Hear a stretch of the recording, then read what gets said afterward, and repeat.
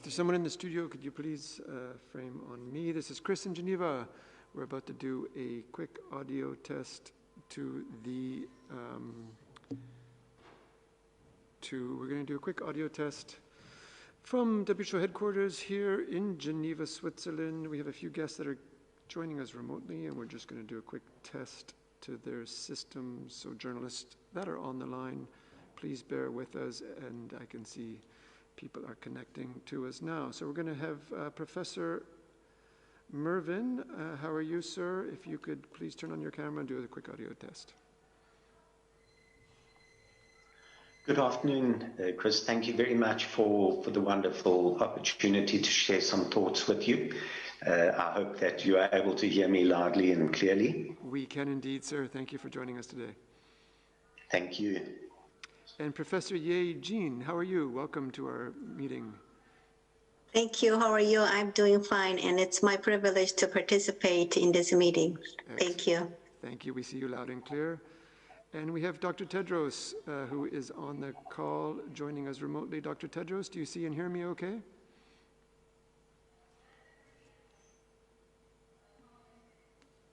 Dr. Tedros, do you see and hear me okay? I can see you, but I can't hear you, sir.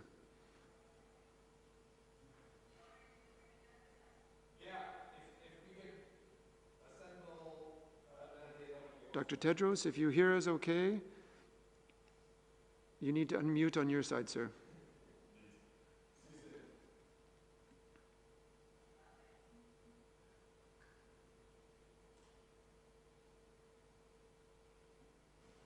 There we go. That might be working now, sir. I see you've unmuted. Do you hear me okay? Is it working now? It's working perfectly. Thank you so much, sir. I'm glad we could make this work. Thank you for joining us today. Thank you. And then I think we have one last person. We have Marta Lado, my good friend, joining us. How are you, Marta? It's nice to see your name on the system today. I look forward to, there you are. So nice to see you. We don't hear you, though. You have to unmute yourself, please.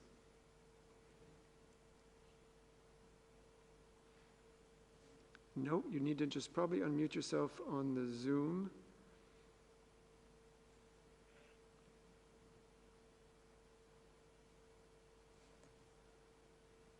And there, I can see you're unmuted now, so can you try talking? No, we don't hear you, unfortunately, Marta. Can you hear me now? I can hear you now perfectly. So nice to hear your voice. Maybe... Yes, can you hear me now? Maybe now it's working. Hello. It's very good. Thank you, Marta. Thank you so much for joining us today. Thank you. Okay, all our guests that are online, you can ask you to mute at this point, and we hopefully will start as soon as our other guests join us here in the executive boardroom of the World Health Organization in Geneva. Thank you so much for joining, and please stand by.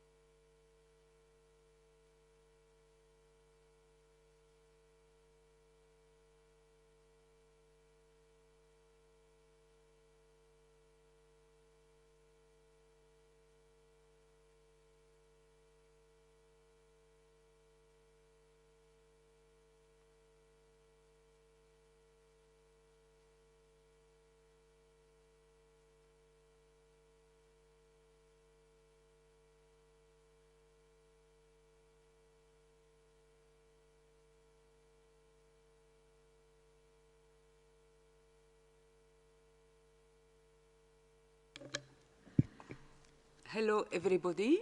I am Fadela Shaib, speaking to you from WHO headquarters in Geneva, and welcoming you to our Global 19 press conference today, November 2nd.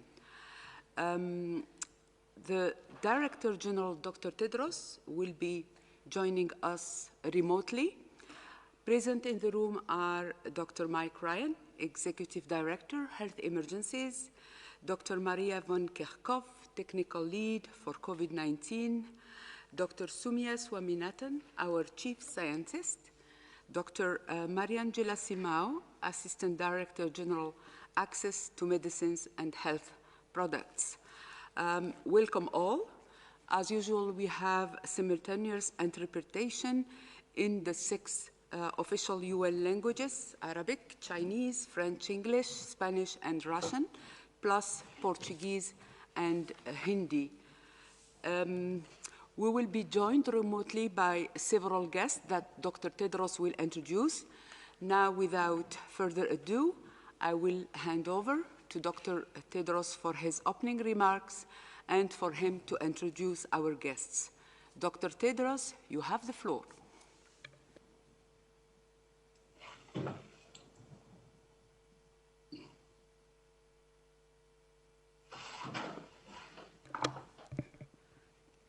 Yeah, good morning, good afternoon, and good evening. I want to start by saying that WHO has been following closely the situation with Typhoon Goni in the Philippines. This is the strongest storm of 2020, and WHO will work with the government to ensure emergency medical care is reaching those that need it. Our thoughts are with all those affected. I have been identified as a contact of someone who has tested positive for COVID-19.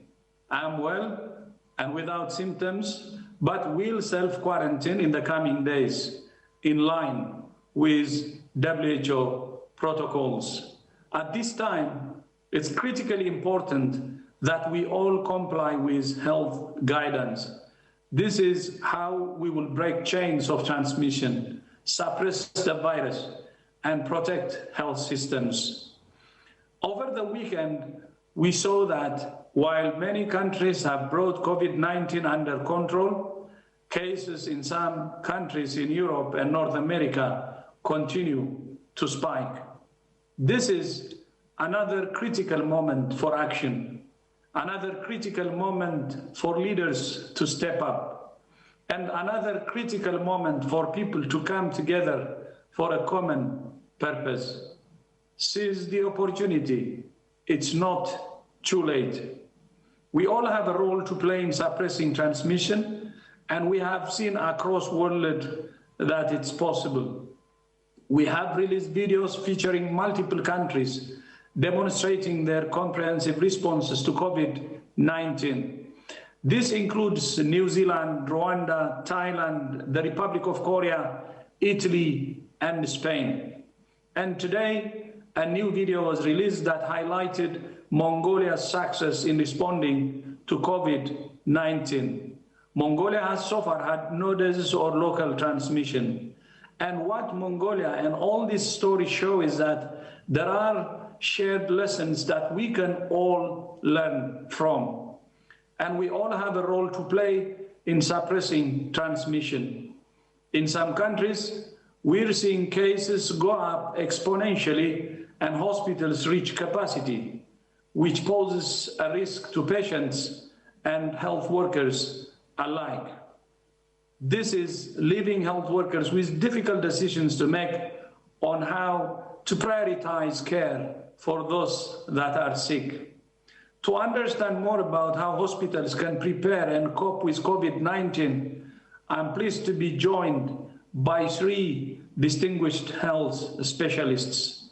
First, I would like to introduce you to Professor Yae-John Kim, who is joining us from the Republic of Korea to reflect on their experience tackling COVID-19.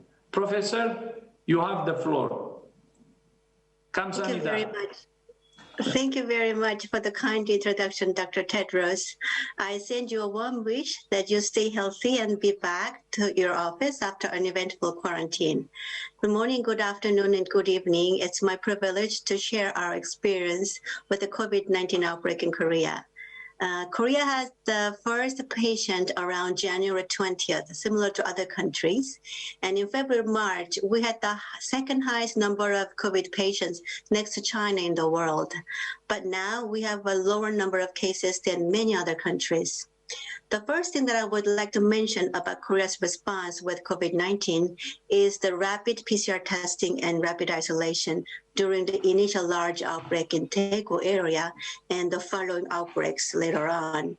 Having experienced the MERS-CoV outbreak, in 2015, we knew that setting up a PCR test and expanding the test capacity would be very important to investigate and also work on any outbreak situation. In fact, the PCR testing was available in many clinical laboratories of hospitals, including my hospital, around during the first week of February.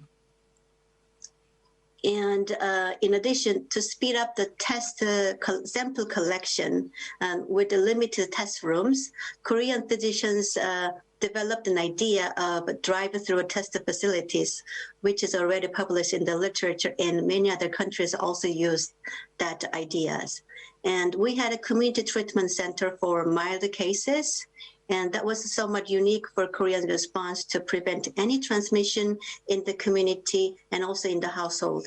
There are pros and cons in this community treatment center, and we are continuing our discussion for these matters. And secondly, the public hospitals. We have public hospitals and private hospitals, and these public hospitals have been prepared for high-risk communicable diseases for the past couple of years, especially since before the MERS outbreak, but also strengthened since after the MERS outbreak. And this time, these hospitals were utilized for COVID-19 patients. When the hospitals were filled with the patients and with the critical patients who could not be moved, physicians from other hospitals and other cities volunteered to help the patient care. And in addition, when the hospitals were saturated, the private hospitals also took care of the patients when the overflow occurred. And another important aspect of this COVID-19 in Korea is the collective joint effort of the experts in the field with the health authorities, which we also exercised during the MERS outbreak as well. For the patient care side, we had central clinical task force from the beginning to share the clinical knowledge and experience for the patient care. And for COVID-19 response side, we had a coalition of the response team in the field of infectious diseases, infection control, laboratory medicine, clinical care, pulmonology, epidemiology, and etc. And all work together with the Korea CDC. Now, Korea Disease Control and Prevention Agency. Now it's an agency. This health authority also shared the information with the public on any new patient numbers and outbreak situation openly, and this updates with a daily press release. The Korea CDC, former Korea CDC, continued the epidemiological investigation when other countries discontinue the further investigation when they have a large outbreak. However, we continue the epidemiological investigation whenever there was an outbreak and whenever possible. And now we came to learn actually many more situations that can be linked to further outbreak. So that was also a lesson that we learned from the various investigations we performed.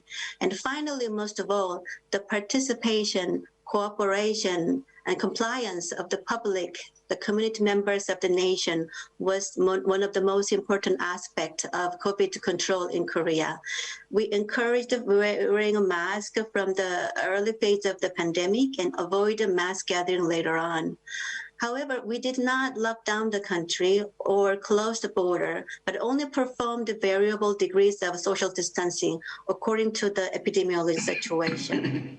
Although we had a second wave in Seoul metropolitan area mid-August and September, the outbreak was controlled with the various collective efforts. Many Koreans remember the outbreak in 2015, and their mindsets are also changed since then, and know that public cooperation and compliance is important for the safety of everybody, and many followed guidance with positive acceptance. Now we are preparing for the winter, like any other countries, while the health authorities actually reorganizing the social distancing levels from 3 levels previously now to 5 levels in the future. So we are trying to prepare ourselves with our best efforts. Thank you. Thank you so much, Professor. And I would now like to hand over to the Professor Mervyn Mer of University of Wits, South Africa. Professor Mer is also Director of Intensive Care at Charlotte Maxike in Johannesburg. Sir, you have the floor, and thank you so much for joining again. Gracious thanks, Dr. Tedros, for the very kind invitation. It's been a real privilege and pleasure to participate in this press conference. I'd also like to take this opportunity just to extend and pay tribute and homage to the wonderful healthcare workers around the globe who've really done amazing and committed work. From a South African perspective, we are a low middle income class country with a population of around about 60 million people. And there are huge discrepancies between the haves and the have-nots. In fact, 55% of South Africans live on under $2 US dollars per day. We also have, as was alluded to in the earlier presentation, a public healthcare system as well as a private healthcare system. But 84% of the country's 60-odd million people are dependent on state health care. And in many areas, these are extremely resource limited. And so I'm going to focus on some of the elements in our own institution, which served as the major referral hospital in Johannesburg, in terms of what we did and how we in fact prepared, and most importantly, many of the lessons that were learnt that I think have been exceptionally useful for all of us. We first began to hear, as did the rest of the world, what was going on in China in early January. And very shortly thereafter, we in fact got together a group of role players and had our first meeting. So shortly after things were made public knowledge. And within the context of the first meeting, we'd already drawn up a protocol. That protocol over the ensuing months and weeks was subsequently refined and in fact widely rolled out. And what we in fact realized at the time, and it was something that I felt quite strongly about with the preparation, and we had the benefit of several months versus individuals in China, the US, Europe, and elsewhere before, in fact, our surge occurred. And so we really tried to maximize, bearing in mind our resource limitation, everything that we feasibly could. And one of the things that we felt, and I certainly felt very strongly about, was that there were plans to put up field hospitals as had happened elsewhere in the world. And I felt one of the most important things we could do was look at our own infrastructure, our own hospitals, and expand capacity within those. To put into perspective, as someone speaking from an intensive care background, we have about 70 to 80 intensive care specialists in South Africa, half of whom don't practice intensive care. So we had 40 or less intensive care specialists to look after 60-odd million people, a significant percentage and proportion of which who may effectively have required intensive care facilities and care. And so within a short period of time, we partnered with various social responsibility partners, addressed the issues of ventilators, oxygen in the country, getting sufficient masks, making sure that, in fact, we could expand our existing capacity. And within no time, our own ICU capacity in Johannesburg was more than doubled. We also made sure we started a nursing upskill course so that we could actually provide adequate care for the patients. And we made sure that human resources were extended a little so that even though we didn't have the specialist care, we could employ people who could often be trained quite readily to deliver appropriate intensive care in our institution. And in fact, what this effectively has done, we were able to do that within a few weeks. And so we have more than doubled our capacity. As you may be aware, South Africa now ranks number 12 in terms of the most commonly affected countries. We were number 4 or 5 at one stage. And in my own hospital, at a point in time, we had close to 400 patients in a packed ICU with this expanded facility. And so we felt that in the context of things, in fact, every challenge brings opportunity. And so we try to maximize the opportunity. And this ICU that we've created and expanded will exist beyond COVID. In fact, we were able to continue providing absolutely essential services for patients with non-COVID disease, very relevant in resource-limited settings like tuberculosis, HIV, ongoing surgical issues. And we made sure that we could maximize those and have an expanded facility. Additionally, with the preparation and some of the work actually done in our own institution many years ago, we took a leaf out of our own experience with varicella pneumonia. And many individuals who may be, in fact, online currently would know that, in fact, from our institution many years ago, 1998, there was a seminal publication that described the benefit of corticosteroids in critically ill patients with varicella pneumonia, with massive reductions in mortality. And so very early on, we, in fact, in our armamentarium of appropriate supportive care, oxygen supportive care, appropriate fluids, and so on, we added corticosteroids long before the recovery trial, in fact, became well known. And in fact, when compared to other colleagues elsewhere in the country and elsewhere, in fact, our mortalities were dramatically different, despite the fact that we were dealing with a very similar severity of illness. And so we recognized that, as is often the terminology that's put out there, you can do more with less. But what we did recognize, and I think a very important lesson to learn, is not to do less for more. So don't expand issues that are actually non-feasible. And so a huge amount was done by just a few for so very many. We also learnt, most importantly, so the first issue was preparation. Second was that communication is absolutely pivotal. And at the outset, based on what was happening elsewhere in the world, there was massive fear, panic, and anxiety. And we set up a daily, really effective debrief in the morning and in the evening, where everyone, in fact, had a voice. From every single healthcare worker, that was from the security people to the porters, to the nursing staff, to the medical staff, to everyone who had a role to play within the context of delivering care. And when we did this, we were able to overcome all sorts of issues, take decisive decisions which were then very easily implementable, and allow people to feel supported. And in fact, this made a massive difference. At the outset, we had several healthcare workers that were infected. We initiated our own PPE training programs, and within no time, people who initially veered away from wanting to be involved with volunteering, who were doing more with less, but not less for more. And so fabulous issues, and everyone ultimately bought into this. We felt it was very relevant to maintain simplicity. In a country like South Africa, we have to rely inherently on clinical acumen. An excellent clinical acumen can make a massive difference.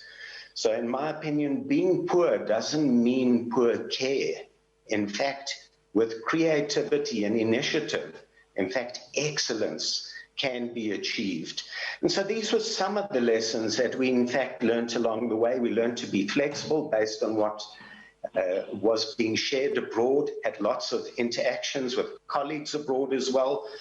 And ultimately, in a nutshell, I think those elements allowed us to actually provide care that was equitable in a resource-limited setting with what was going on elsewhere in the world, and in fact, possibly have some outcomes that currently look as favorable, if not better, despite the resource limitations. And so I think I want to remind everyone out there that it's an absolute privilege to, in fact, be within this profession, and we should never forget that. Another thing coming from Africa that I think we need to take out and share is what we call the spirit of Ubuntu. And Ubuntu is a very, very special word that means never forget to be compassionate and humane, both to patients and other healthcare workers. That went a massive way to making a huge, huge difference. And then finally, I had the fortune to grow up in a country where we were exposed to an individual of the magnitude of Nelson Mandela.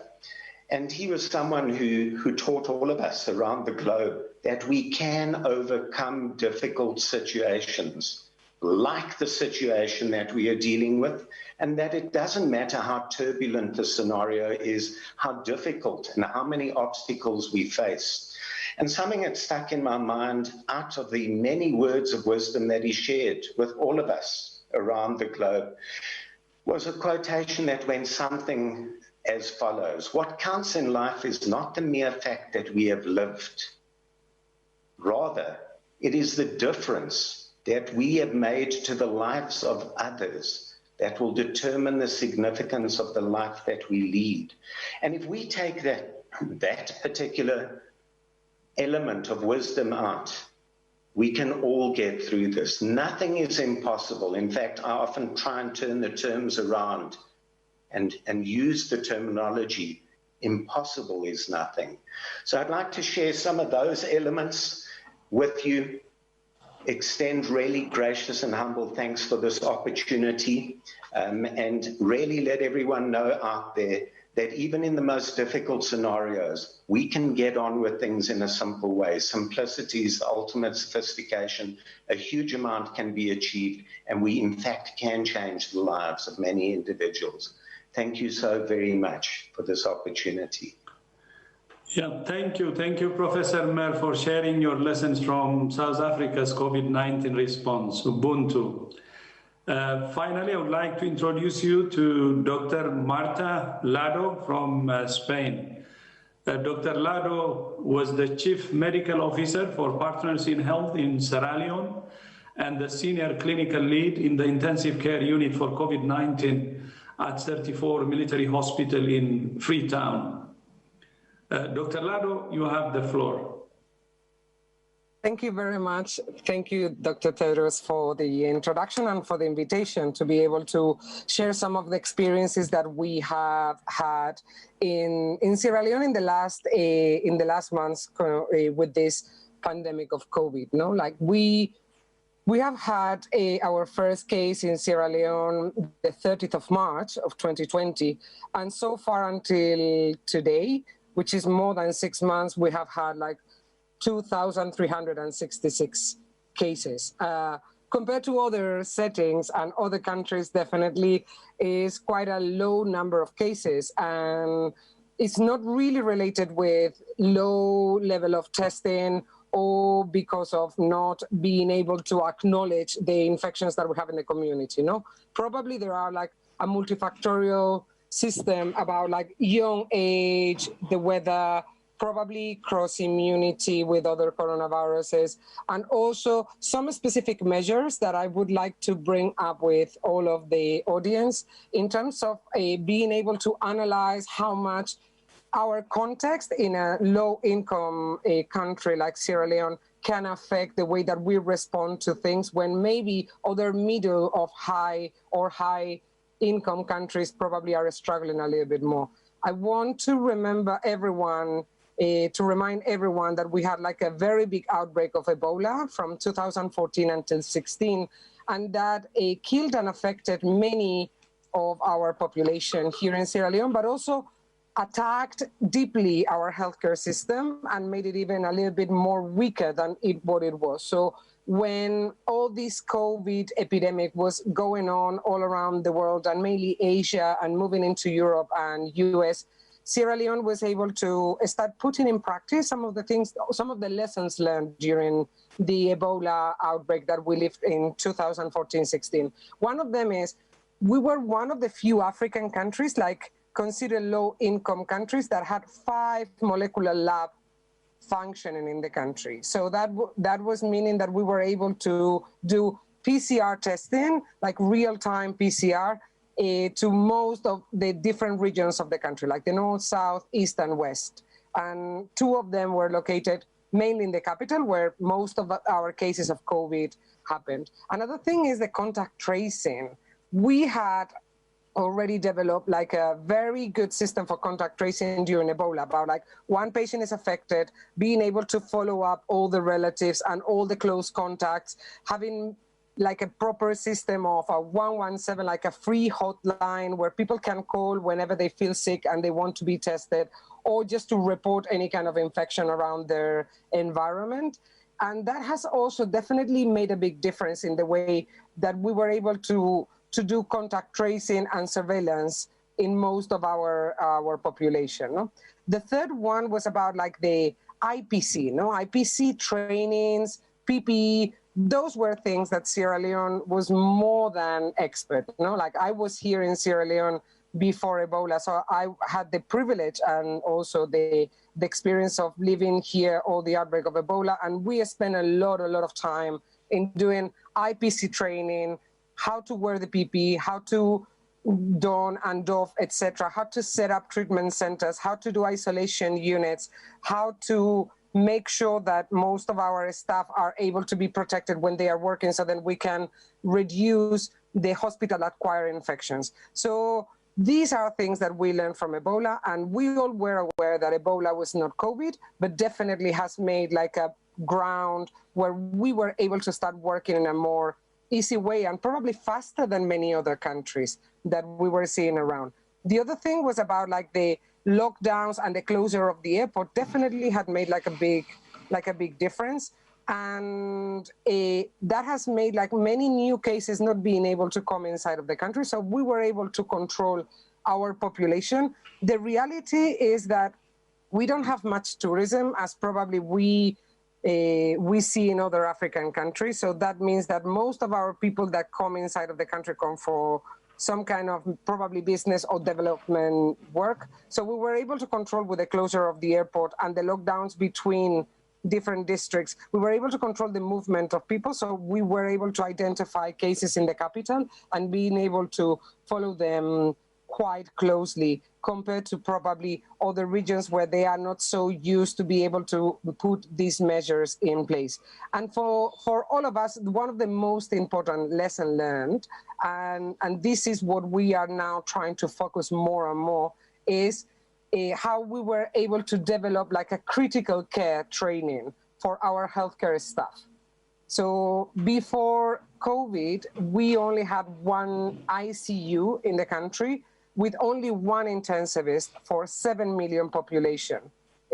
So that means that, as you all may imagine, like the basic idea about monitoring patients, about vital signs, about being able to control patients that are coming in shock, different types of shock, but also ventilation, oxygen. There are only 2 hospitals in the country have pipe oxygen. So most of the oxygen administered in any regional or district hospital is through oxygen concentrators. And sometimes if you are lucky and you have an oxygen factory, some canisters that we can fill in. So as my colleague, Professor Mervyn, was saying before, we try to do our best with the small, but we end up reaching and getting many good outcomes. And that's what has happened in the country. From 2,300 cases, we only had 74 deaths so far. And also this means that we have been able to develop systems. We don't have a specialist in ICU to be able to do much ventilation, at least mechanical ventilation. But we have overexpanded the use of CPAP, the use of high flow oxygen, we have been able to train a new generation of healthcare workers in how to manage critical cases, how to do like a good monitoring and close care of patients with high dependency units. And in our case with 34 military, we have been able to set up from what it was an Ebola treatment center with 30 beds, we have transformed and transitioned it into 30 beds of ICU for COVID, where we work with oxygen concentrators of 5 liters, 10 liters, oxygen canisters that we refill in our oxygen factories, but also we put CPAPs in patients that are coming with more severe respiratory insufficiency and respiratory distress. So now trying to get ready for the second wave. Right now in the last days, we have not reported any case in the country, which should not give us too much confidence or complacent, because we know that sometimes the waves come a little bit later. But what we can definitely say in Sierra Leone is Ebola taught us a big lesson about how to manage infectious diseases, as well as other vertical programs like TB, HIV in terms of contact tracing, surveillance, etc., IPC, and also PPE use. But now we need to get ready for the second wave, just being able to witness what is happening now in Europe, US, and Asia, and trying to put our big improvement in the healthcare system and the capacity of the healthcare workers in managing critical care and trying to get as much operations and medical equipment available now that we have seen that with just like oxygen, heparins, steroids, and a good monitoring and a good high dependency unit with close monitoring of the patients, we are able to make most of our patients survive. So thank you very much. Thank you, Dr. Lado. And we're pleased that you have recently joined WHO and will be using your experience from Sierra Leone to drive our work on clinical case management. Muchas gracias. That caps 3 amazing stories, and there are many lessons from the Republic of Korea, South Africa, and Sierra Leone that can help other countries suppress the virus, save lives, and protect health workers and hospitals. It really reinforces that while some countries are putting in place measures to ease the pressure on the health system, there is also now an opportunity to build stronger systems. Ensuring quality testing, tracing, and treatment measures are implemented are all key. And we need countries to again invest in the basics so that measures can be lifted safely and governments can hopefully avoid having to take these measures again. On a macro level, this also reflects why a whole of government, whole of society approach to sustainable global preparedness is so important. Health systems and preparedness are not only an investment in the future, they are the foundation of our response today. Public health is more than medicine and science, and it's bigger than any individual. And there is hope that if we invest in health systems, health workers, and share tools through the ACT Accelerator, we can bring this virus under control and go forward together to tackle other challenges of our time. We have to keep going, and whether I'm at home or in the office, WHO will keep working to drive forward science, solutions, and solidarity. I thank you. Fadila, back to you. Thank you, Dr. Tedros, and thank you to our guests. I will now open the floor to questions from journalists. I remind you that you will need to raise your hand under the raise your hand function in order to get in the queue to ask your question. I would like now to invite Isabel Sacco from EFE, the Spanish news agency, to ask the first question. Isabel, can you hear me? Yes, thank you, Fadela. Good evening. I would like to ask your comments on the protest in several parts of Europe against the COVID restrictions decided by governments. Do you see them as a sign that people did not yet understand the gravity of the situation that we are living? Thank you. Yes, we've seen many protests around the world in association with restrictions from time to time, and clearly, people are frustrated, and they have every right to be frustrated, and they're fatigued, and they want, as we all do, to get back to our normal lives. And people have every right to question when authorities indicate that certain measures need to be taken. But we would prefer that to be seen as a dialogue between governments and communities, so that we can reach a consensus on what needs to be done. It's really important that governments reach out to all levels of society to do that and have dialogue. Sometimes governments have to act quickly, and in doing so, it can cause a reaction at the community level. Communities have a right to protest. It's a very important part of modern society. Governments don't always get it right, and also need, like ourselves, to be accountable for our activities. So protest is good as long as that protest is safe, that protest is managed in a way that it doesn't increase COVID risk, and obviously we would hope that such protests would be civil, non-violent, and respect the basic rule of law.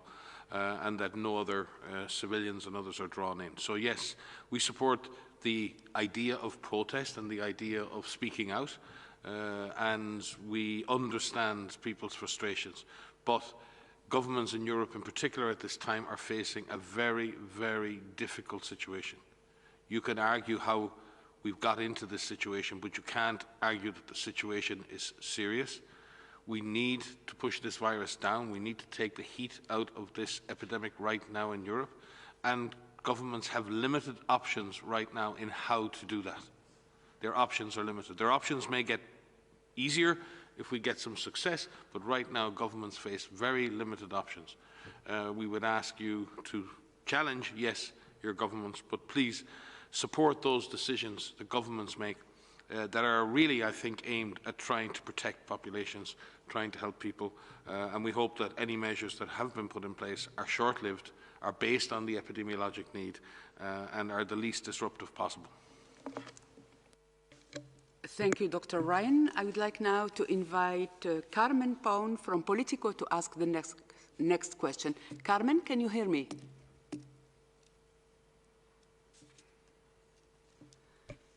Carmen? Can you please unmute yourself? Yes. Can you hear me well now? Very well. Go ahead, Carmen.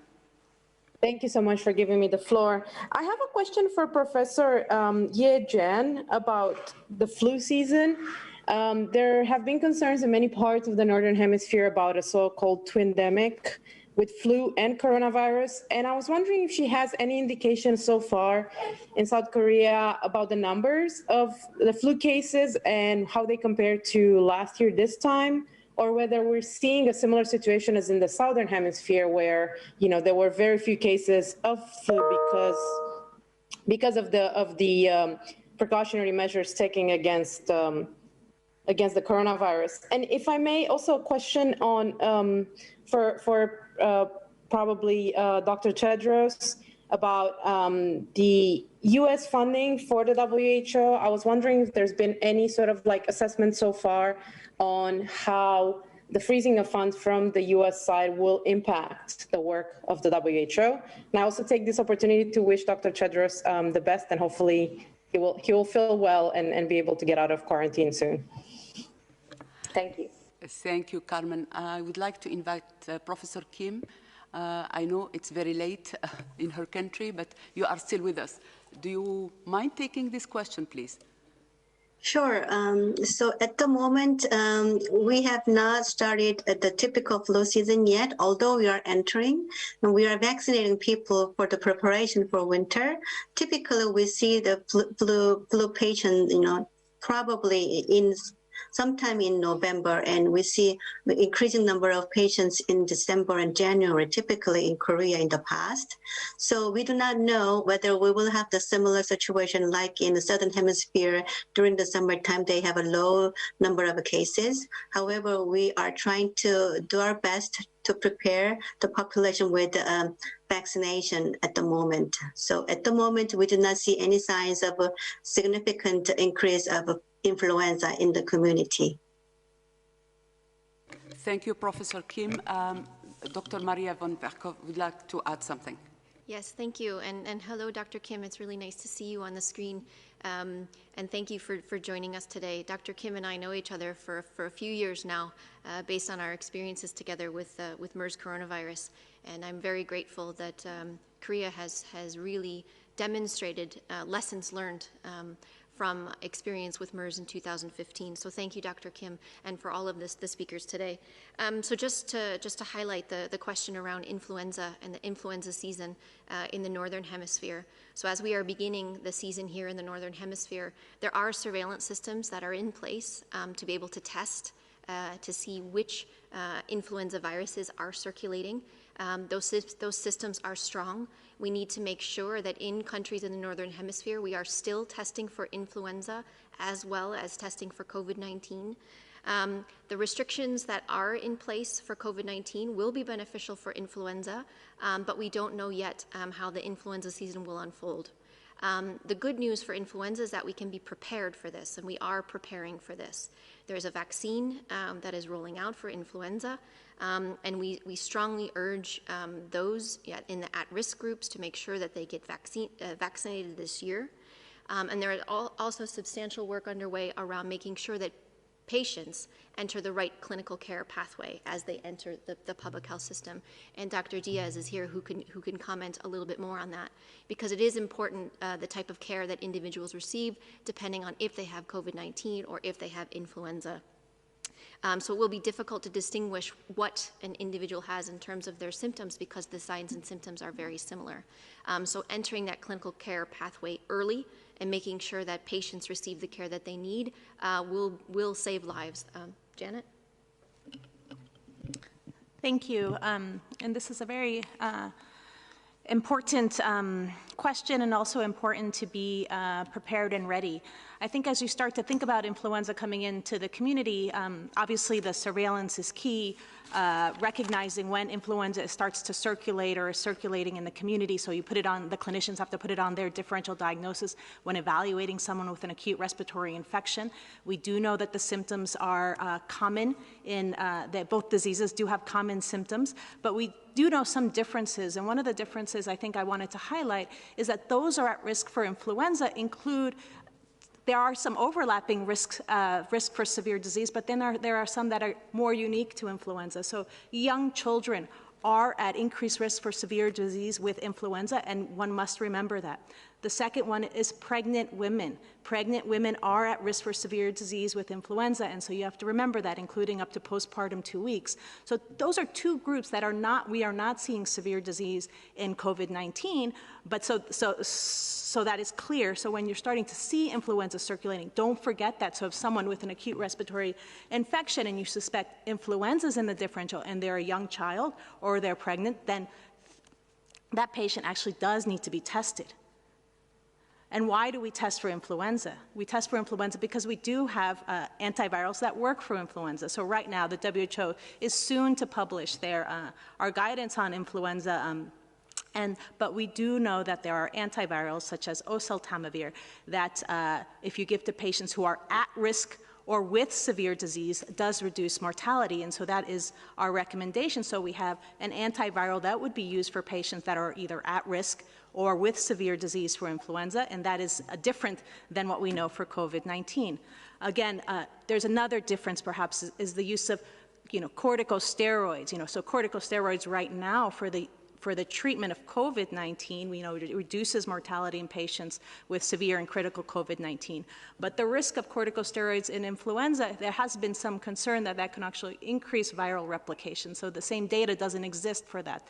So I think what's important now is to understand when it starts to circulate in the community. 2, to put it on your differential diagnosis, know the differences in severity, know the differences in treatment pathways, but then there's some other commonalities. If the patients with influenza or COVID-19 develop severe pneumonia, need oxygen therapy, need intensive care, then the best practices are the best practices: good supportive care, good patient monitoring, safe practices in intensive care unit, appropriate application of IPC within the healthcare setting in order to prevent any nosocomial transmission. So then there are those commonalities. So thank you. Thank you, Dr. Diaz. I would like now to invite Emma Farge from Reuters to ask the next question. Emma, can you hear me? I can hear you. Good afternoon. My question is for Dr. Tedros, please. It's regarding your quarantine. Can you give any indication of whether the COVID-19 positive person you were in touch with is from within the WHO? And if so, is there a cluster of transmission within the agency, and how big is it? And more broadly, can you comment on whether this encounter is affecting the operations at headquarters? Will you be testing staff, or potentially even closing headquarters? What is the plan? Thank you very much.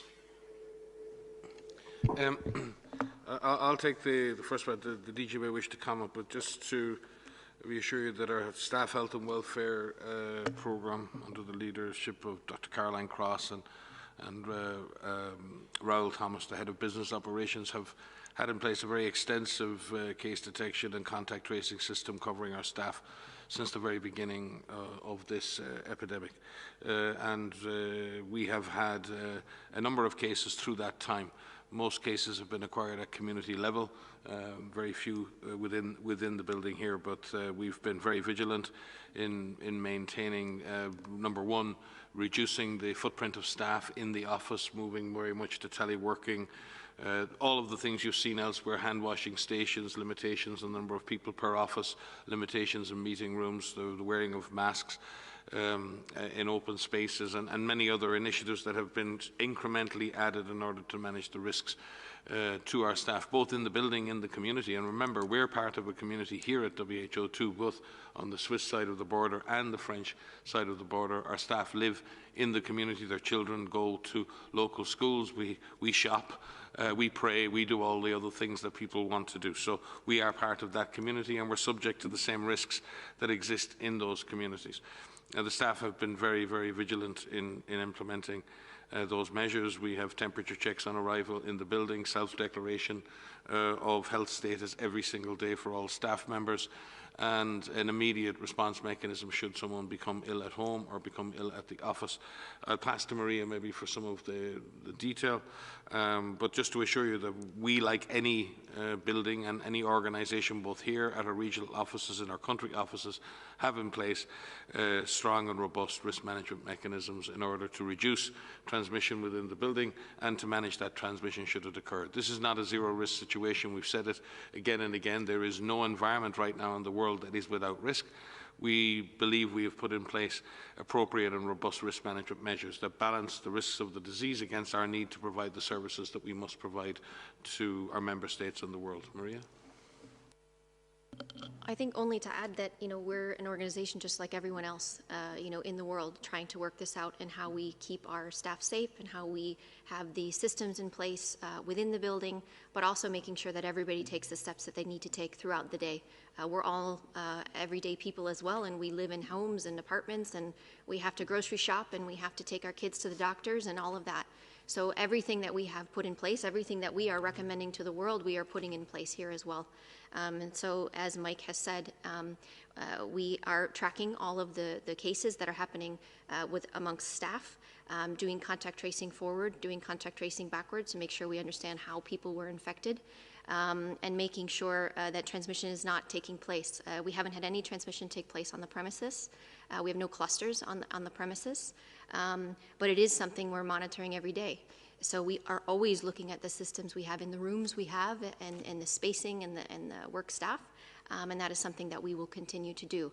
But I'm sure every business, every office is having similar discussions, but make sure that you have a plan in place in your own place of business, so that you know what it is that you need to do as a staff member, but also as an employer to support your staff should someone be a case and require care, and also to provide supported quarantine for those who are contacts of confirmed cases so that they could be supported through the 14-day quarantine period.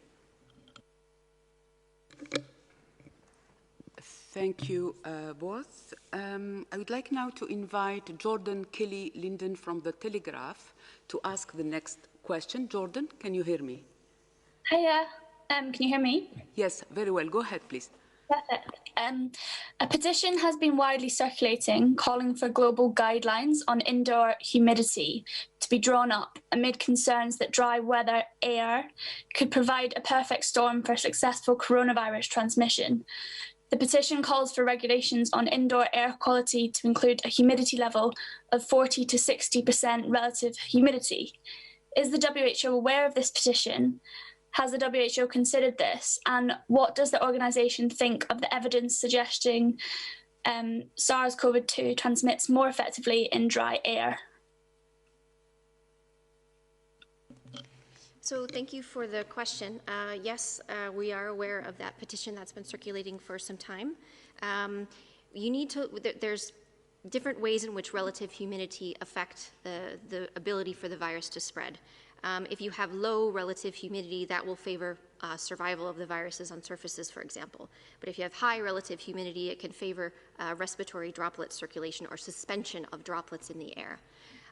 We have been working with the Global Heat Health Information Network, which is a combination of researchers from WHO, the World Meteorological Organization, and the U.S. National Oceanic and Atmospheric Administration in the U.S., and have set some guidance on ideal temperatures for rooms and also ideal relative humidity of between 50 and 60%.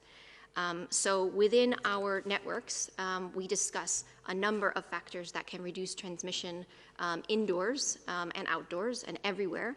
And we do know that there are situations in which transmission can be amplified, which is why you hear us speak a lot about trying to avoid enclosed spaces, indoor spaces, and spaces with poor ventilation. And you hear us speak a lot about making sure that we improve ventilation as one of the measures that can be put in place to help reduce transmission of this virus. So it is one of the factors that we are looking at, and we will continue to look at. Thank you. I would like now to invite Chen from China Daily to ask the next question. Chen, can you hear me? Yes, very well. I have a question for Professor Kim and maybe the other two experts if they want to weigh in. I'm actually based in Brussels under the new lockdown. So the Europe and the United States are again the new epicenters. So if European Union leaders and US leaders come to seek your advice, and you don't have to be too polite, what would you tell them they have done wrong and to cause a second wave? And if you follow their measures recently to tackle the second wave, are you thinking they are doing things right to maybe there won't be a third wave before Christmas? Thank you. Thank you, Shen. Professor Kim, are you still online? Yes, I am online, and it's a very challenging question, and I am not sure whether I have wise answers for that question. And as we all already experienced this during this pandemic, this virus in many ways was unexpected, and we were actually learning more about this virus just following the track of the virus. So I am not sure whether at this point we can say who did wrong, who did what wrong. And it's actually at this point what we need to do is collect our wisdom and also pick up all the lessons that we learned so far. And we are preparing for the future and with a more collaborative way. I think that would be the way to go for the future. And also there are some hopeful news about the vaccine trials and the treatment regimen, things like that. So we, until we have really more good weapons, we try to slow down the epidemic. I think that's the way to go. So I think when we share our wisdom and knowledge, I think we can overcome this virus eventually and slow down the virus, and we will have more options in the future for the treatment and better outcome. That's only what I can say. Thank you. Thanks, Dr. Kim. It's a very good answer. I do want to take this opportunity to highlight a few things that we think countries can be doing right now, especially as it relates to the topic at hand today, where we're talking about clinical care, we're talking about the use of medical facilities to be able to care for patients. And I think one of the challenges that we're seeing across North America and across Europe is that the increases in cases, the increases in hospitalization, the increases in ICU are happening at the same time. In the spring, there was some staggering of this increase, but it's happening in many countries at the same time, where many systems are becoming overwhelmed at the same time. So that poses challenges for countries that were able to move facilities and move workforce around to help manage the most intense areas. WHO has outlined a number of tools and a number of guidance that I'm going to run through very quickly right now, because I think these can be helpful in dealing with this peak that we're seeing right now across Europe and across North America.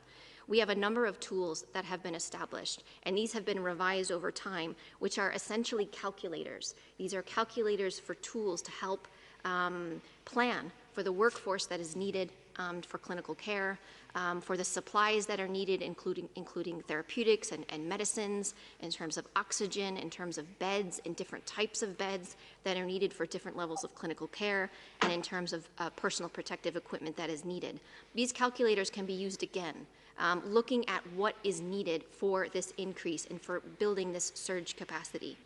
We also have a number of tools which is working on expanding your capacity that you have right now. So even countries that have brought transmission under control, you've heard from our speakers today, they're still expanding capacity. And in many countries that are seeing intense transmission right now, need to continue to expand clinical care capacity. Whether this is restructuring of current facilities that you have to manage patient flow, whether this is about repurposing facilities that exist and buildings that exist that can either care for those who are on the more mild end of the spectrum, taking off some pressure from your hospitals that need to provide more advanced care, or whether this is building facilities. We have guidance out that can help build SARI treatment centers, severe acute respiratory treatment centers. And we have seen a number of countries that have actually built, purpose-built facilities for COVID, which will be beneficial for infectious diseases in the long run. We also have a number of training packages that are out that will protect the workforce. So providing adequate training for infection prevention and control when caring for patients who are suspected to have COVID or who have COVID through the various levels of their illness. In particular, if you need to do aerosol generating procedures, for example. And you've heard from one of our speakers that there's a new generation of health workers that are being trained. This needs to continue to happen because our workforce is overwhelmed, overburdened already, and they're quite exhausted. So to be able to provide that support. We also have a new screening guidance that's out for screening, identification, and management of healthcare worker infections because, of course, health workers are most at risk of infection because they are directly dealing with patients who are infected with this virus.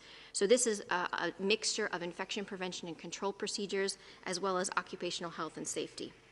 We also have a number of guidance out across the public health spectrum to help countries deal with community transmission. So this is prioritized surveillance activities, this is prioritized testing strategies, because in situations where you can't do the level of testing that you might want to do, you may have to prioritize those resources. And I think the last thing is that we keep hearing from all of our speakers, from all of our member states, that it's the flexibility of the system to be able to cope as you increase your need or decrease your need as needed, and learning from the experience that you have. Because countries are not in the same position that they were in previously. We know a lot more now about caring for patients, and that is saving lives. We just need to ensure that the medical system doesn't get overwhelmed so that we can provide the adequate care that is necessary. So we will be repackaging this guidance that already exists in a way so we can put it on our website so that countries can go directly to this and see what are the surge materials that are necessary. But there's a lot of existing guidance that is there. You have a lot of experience yourself, so really utilize your knowledge and your management from the spring into the current season now. But it is time to scale up, and it is time to continue to scale up and be at that ready. Thank you. I would like now to invite Bloomberg News' Corinne Gretler to ask the last question. Corinne, can you hear me? Hear you. Thank you. It's a very short one for Dr. Tedros. I just wanted to ask if you have been tested, or if you're going to be tested, or if you're waiting for symptoms if they do show up. Thank you, Corinne.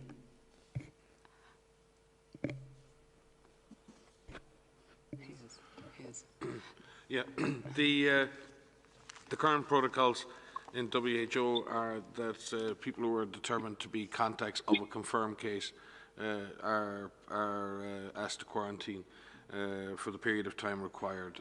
That is the standard protocol, and that is what Dr. Tedros is the regime he's under right now.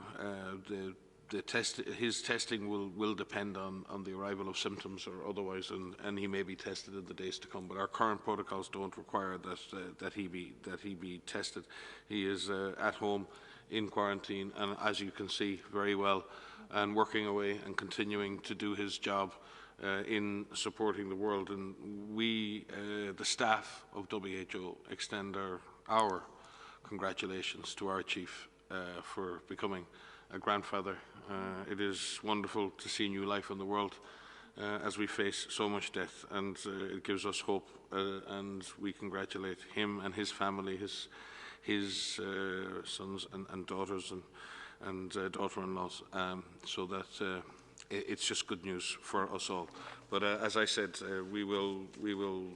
Dr. Tedros will monitor his own condition. He will be monitored by our staff health and welfare team, and he will be attested as necessary at the appropriate time.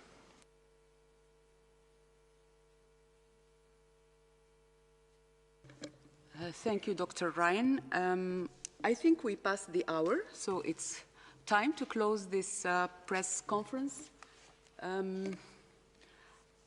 Just to check if Dr. Tedros is still online for his final words. We lost him.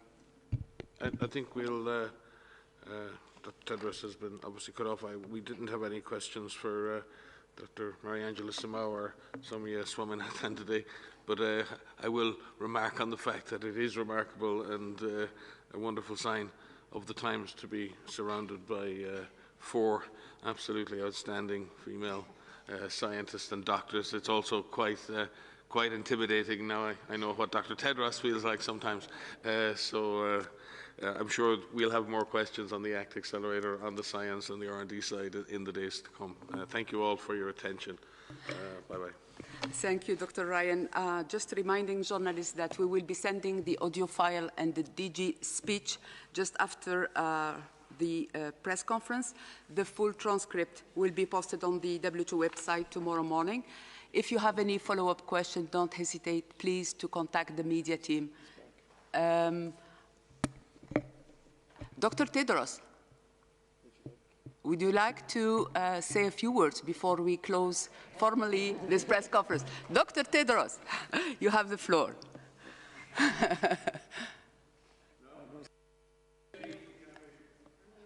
We can't hear you. Please unmute yourself.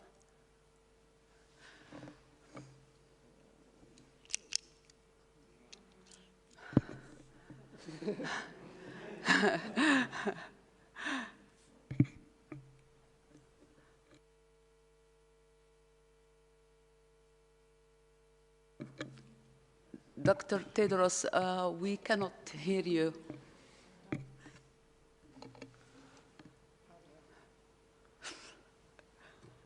I don't think we can. I don't think he can.